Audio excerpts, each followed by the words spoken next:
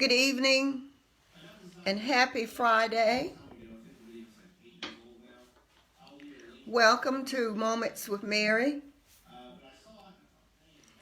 This is a busy month with tomorrow, this weekend, as Mother's Day weekend. So happy Mother's Day.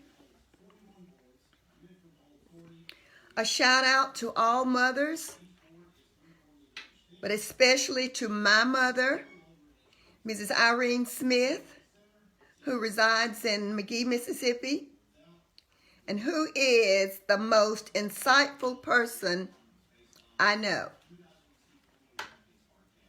And again, a special shout out to all healthcare workers and frontliners who continue to help keep us healthy. And today I will share a variety of poems. I will share two of my mother's favorites, which are Be the Best of Whatever You Are and Old Dan Tucker.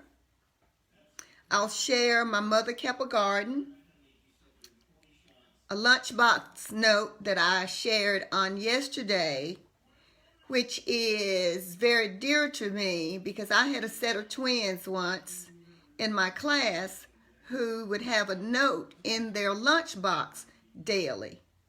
And of course, they wouldn't know what it read until they opened it. And I would be just as excited because I was anxious to see what the note, how the note read. And these particular twins would always have a cloth napkin. So they didn't have to use the paper napkins in the cafeteria.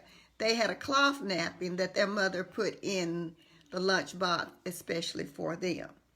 And then I'll share a Happy Mother's Day poem.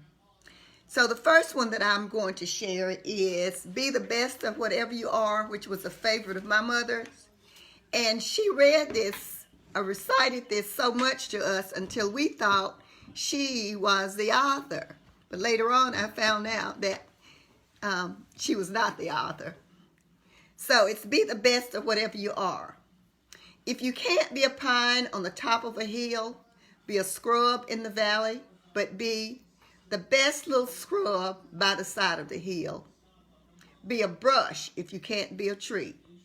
If you can't be a musket, then just be a bass, the liveliest bass in the lake. We can't all be a captain. There's got to be a crew.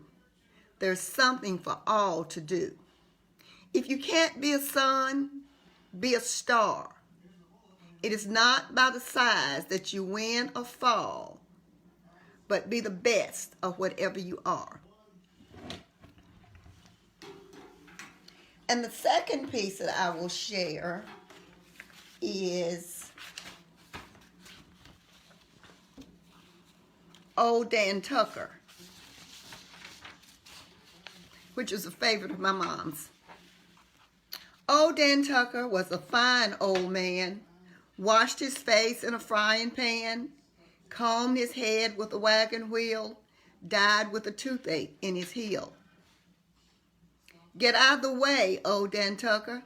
You're too late to get your supper. Get out of the way, old Dan Tucker. You're too late to get your supper. Old Dan Tucker came to town, riding a billy goat, leading a hound. The hound dog barked, and the billy goat jumped, and it threw old Dan right over a stump. Now old Dan Tucker sat on a trunk, fell in the fire, kicked up a junk. Red hot coal got in his shoe. On my way, on my how, the ashes flew.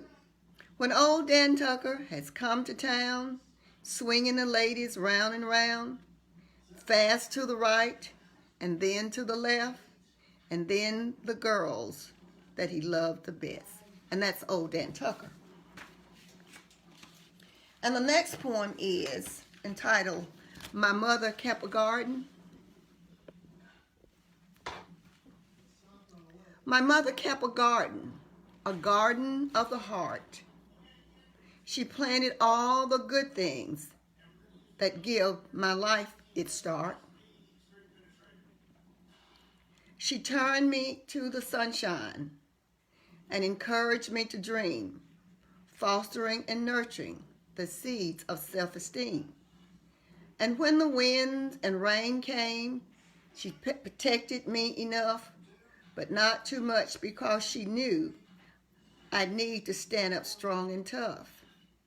Her constant good example always taught me right from wrong, markers for my pathway that will last a lifetime long. I am my mother's garden. I am her legacy. And I hope today she feels the love reflected back from me. And that's entitled, My Mother Kept a Garden. And the next piece is the Lunchbox note. Lunchbox love note. And I read this yesterday. But I kept thinking about it, so I need to share that again. And of course, give a reason why it touches me so.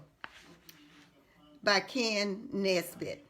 Inside my lunch, to my surprise, a perfect heart-shaped love note lies.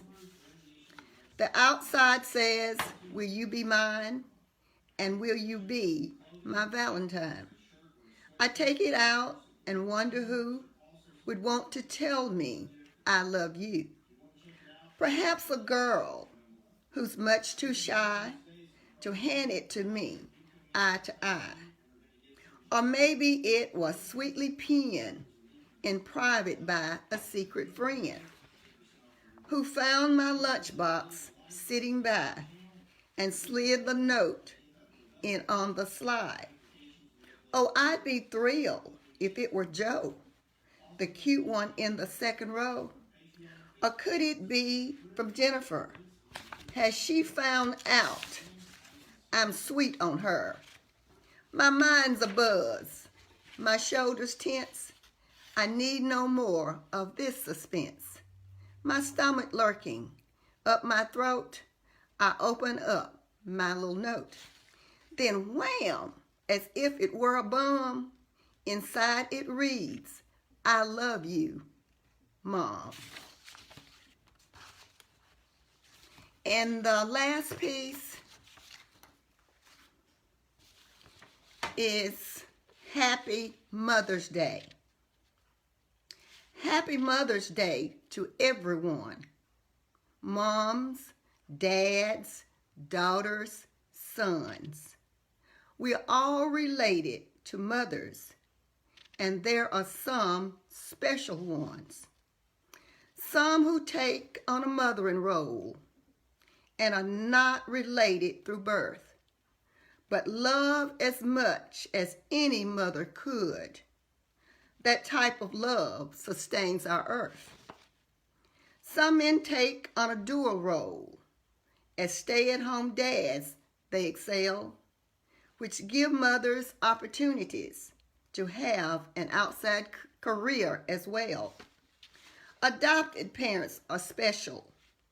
They open their home and heart, providing a child with a loving bond and a family in which they are part. Mothering is tender, loving care, a strong desire to guide and protect, to keep their children safe from harm. Mothers of all kinds deserve respect. Happy Mother's Day.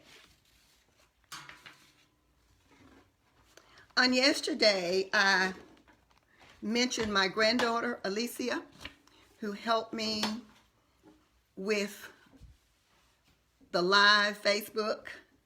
So I want to thank her again. And then I also want to thank my friend, Lynette Stafford. On the first day I presented live, I didn't have a title. So she texted me later and said, why don't you try Moments with Mary?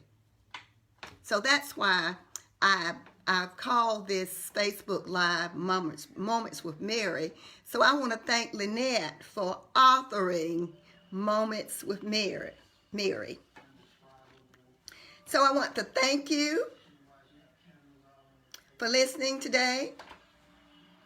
Have a happy Mother's Day weekend. I want you to stay in, stay healthy, stay safe. Don't ask, just mask. Thank you again for listening. Goodbye.